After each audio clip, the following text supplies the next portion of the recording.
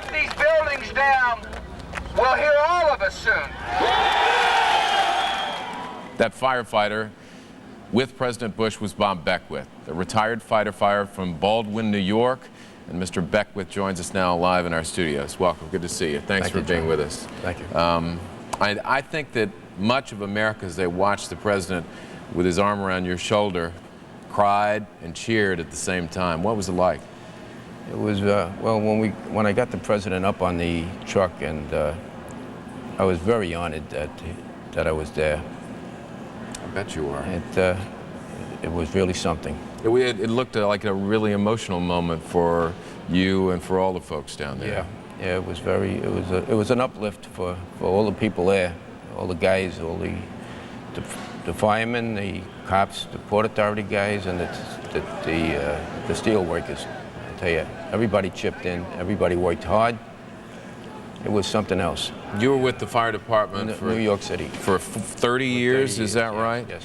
And you retired 7 years ago. You live in Long Island. I live in Baldwin. Yes. How did you get down there, and what did you do when you get down there, and what did you see? Well, I drove over to see if I could be of some assistance, and I stopped at Engine 55 on Broome Street, and I heard that they had lost four of their members and a rig. And I walked from there to Vesey and West Street, and I just started. I was freelance, so I just went in and started digging and passing stuff into the buckets. You knew a lot of those guys. I knew some of them. I knew some of the fellas. You have a friend whose son is buried somewhere. Jim Boyle, who was the union president for a while. Jim Boyle I knew, and I had read that morning that his son had gone down voluntarily and he's missing. So it was kind of tough, but I got down there to see what I could do. I just want to be of some help. You know that America looks at you and they want to help too. Yes. But they couldn't get there, and you did get there. Yeah. How long have you've been a firefighter for 30 years? Did you ever dream that you'd see a situation like this in the history of? No, I never dreamed that this could happen.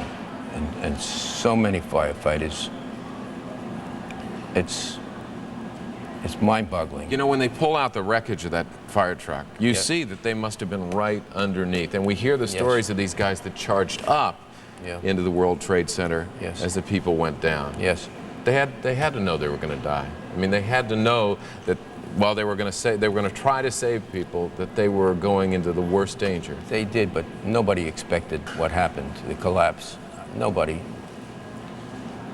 The chief of department, the first deputy commissioner, they were at the control post. They never expected it, and it came down hard and killed a lot of guys. They buried the commissioner, not the commissioner, the first deputy commissioner yesterday, and the chief of department, Gansey. In fact, in a little while, we're going to have live coverage of the New York Fire Department promotion ceremony. Yeah. And there are going to be a number of people promoted because there were so many killed. Yes. It's a proud day for those who are going to be promoted, but a terribly sad day. It is very sad, very sad.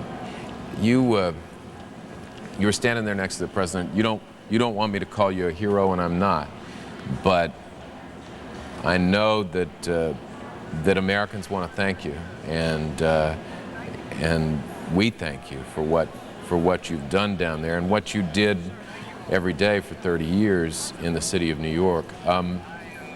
I guess I want to ask you what you think the rest of the country wants to help.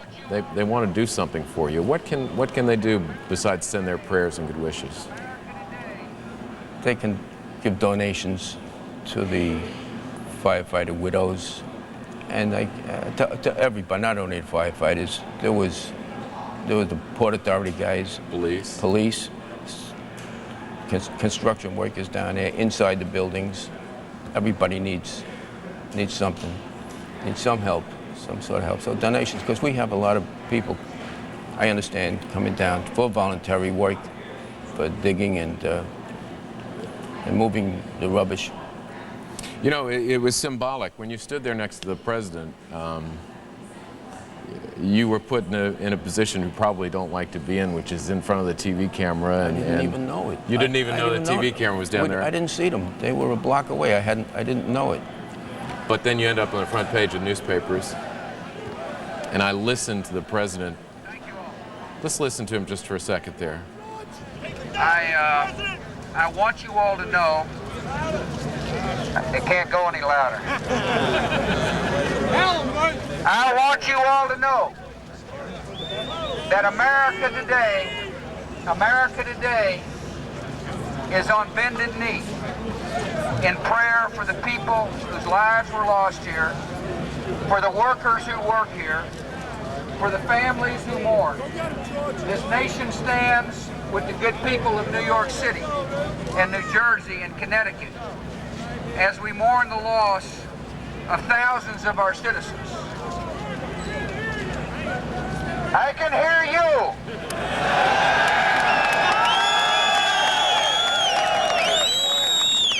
I can hear you. The rest of the world hears you. And the people who knock these buildings down will hear all of us soon. Do you know what it was like for the rest of the country to hear the president there and to see the reaction of you and your fellow workers? Yeah, like I say. What are people telling you? Yeah, people telling me that the truth is that I gave them a breath of fresh air, but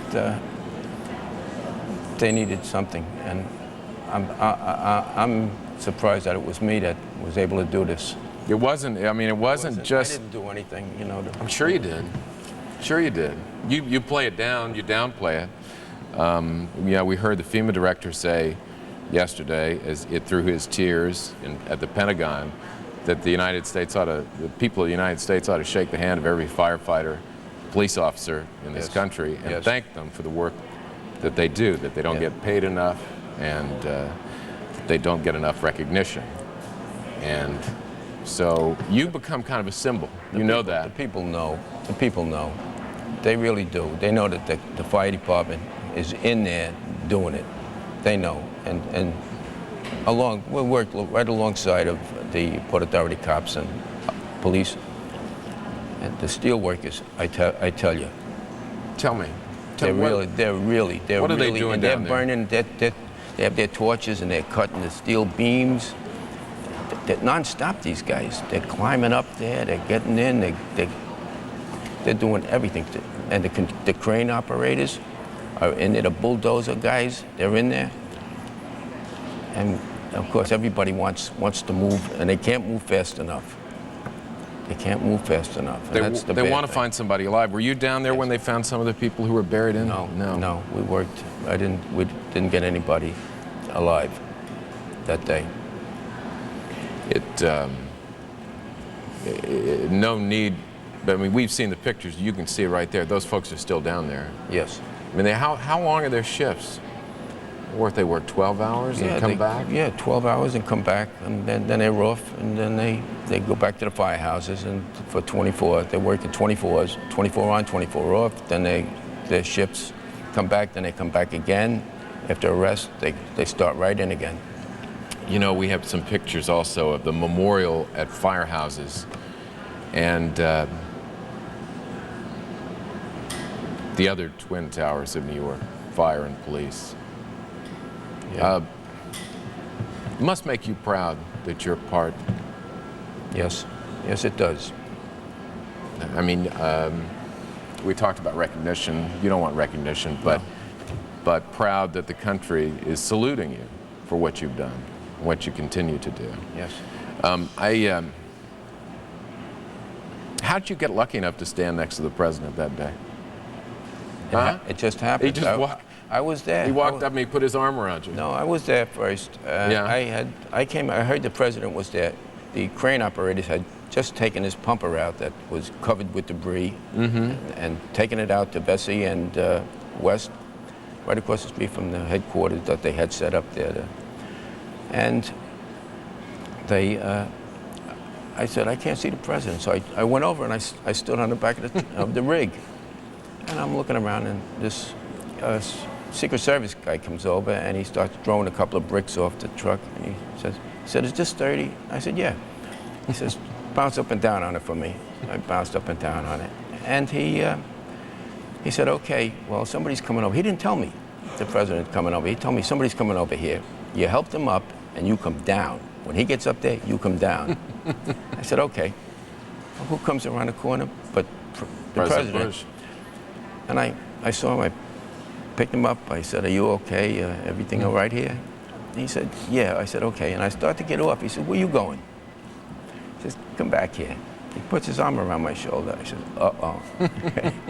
And somebody handed him a bullhorn, and he started, you saw. He said, it looked like he said a couple of things to you while you were standing there that we couldn't hear. Well, he said, where were you going? And I said, I'm going. I was told to get off. He said, no, you stay right here with me. And he said anything else to you later on? Yeah, later on. Well, I told him, I said, you had a couple of rough days, huh? And he said, yeah, you know it. I said, well, just take care of yourself. Don't get sick over, you know.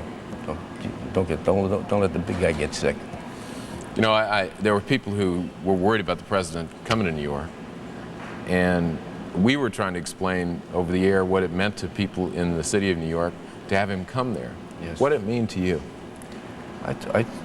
I was so honored to be up there myself, so honored that I did, and he gave some lift to those guys. You heard it, USA, I tell you, it was a lot, and I can't tell you. The uplift, the guys, they got right back in again. No fooling around. They got right back in. We got the picture now, I think, up of the promotion ceremony that's getting ready to take place. And I just wanted to ask you about it because there it is. That you can take a look at it. You've been to some of those, I guess. Yes. What do you think it's going to be like today? It's going to be sad, but it's going to go on. They need it. They need to change. They have to promote these guys. Like you say, we lost a lot of them. This is another tough nut, but it's got to be done, and they're good. They're happy, I'm sure, every one of them, for a promotion. But at a sad time like this, not one of them is thinking about how great it's going to be. They came up because it is, and they know it, because it is happening with the Twin Towers. They know it. There's a picture of firefighters putting up an American flag from the Bergen record right there. And it's a great picture. It is a great picture. Iwo Jima. It reminds you of the Iwo Jima picture. The patriotism, you know, there's something, it's interesting. You know, we talk about patriotism when it comes to the military, but now we talk about fire and police. Yeah. I think the country waves the flag as well. You know, amazed me driving through the Bronx today. There was a sign on the Cross Bronx Expressway that said, New York firefighters, we love you. That's God nice. bless you. Very nice. Huge sign. Somebody just drew. And those signs are all over. So those people do know we're out there. They do know that we're trying. They do know. Yeah. Tell me what kind of toll has taken on you. How are you doing? I hear more stories every day. People call me, friends of theirs. I got a phone call from a cousin that his paper boy was one of the firemen that was suiting up outside the Twin Towers when a jumper fell on him and killed him. Yeah, I know. This is the kind of stories I have to hear. I'm ripped up inside. It's bad timing. you know, for me, I'm gonna go back. I'm gonna go back in there, see what I can do. I'm sure there's some guys in there still going, and other people. I'm sure there has to be. I hear they got some tapping, which is good news. Yeah, this morning we that's heard great that there news. was some tapping again, but we haven't seen anything No, today. not yet. But they say that people can survive a week or Right, more. Right. It's happened. Yeah. And you guys keep Don't- going on that hope. You don't give up. You don't give up. You have to get there. You have to get in there. You have to get these guys out. You just got to keep going. You got to give it the best shot you can give it. And there are pockets maybe underneath the building, Might be. someplace Hope that so. people could be. You've been to some funerals too. Oh, many. Many funerals. Yeah, I remember when the 12 firemen got killed. I guess that was 1965. And 23rd Street fire. That was horrible. Now this. I talked to the fire commissioner the other day. He's a friend of mine, Right. Tommy Von Essen. I said, Tom, just kidding around. I said, how was I? And he said, good. But I can't, from the president, you know. Right. And I said, Tom, what's the story? He said, he just said two things to me. He said, Father's Day and now this. What's your family think of you? What do they say?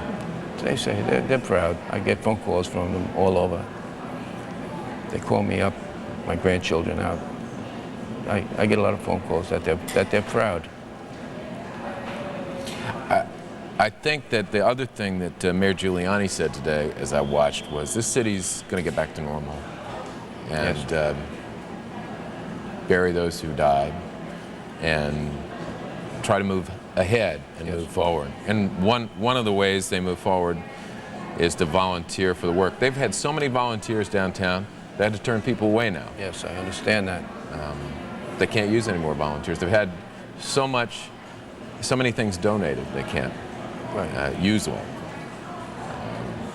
But your family is proud, and they should be proud of all of you. Yes. Any final thing you want to say? Because I'm really, it's been a pleasure through the last 3 or 4 days to have somebody like yourself to talk to today, and you've been kind of a bright spot. Anything you want to say to the country? Because they're looking in on this, and they're looking to you for a ray of hope, I think. Yeah, I guess I'll just to pray, and that's pray for these guys that are down there and hope that we get them. Some of them anyway. Bob Beckwith, great to meet you. Thanks again for Thank you, spending time with us here today. Thank you very much. Good luck. Thanks.